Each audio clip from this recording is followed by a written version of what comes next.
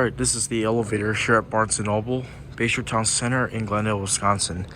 And as you may know, Bayshore Town Center is filled with, of course, 330As, or 330 boarings is what you can call it.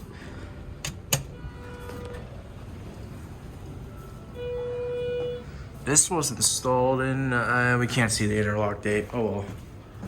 Let's go to 2.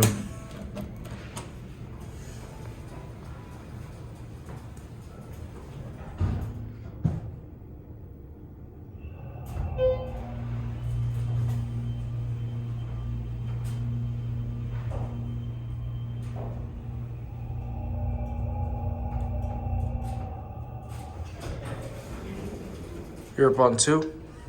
1. Oh, not 1R. They swapped the rear door flooring. The rear doors are locked off. The rear door is locked off anyway. Get a cab view. It's just a basic hospital-sized elevator, and for a Barnes & Noble elevator. Yep, most Barnes & Nobles always have these. Hello, Mr. Security. Hey there. Indicator.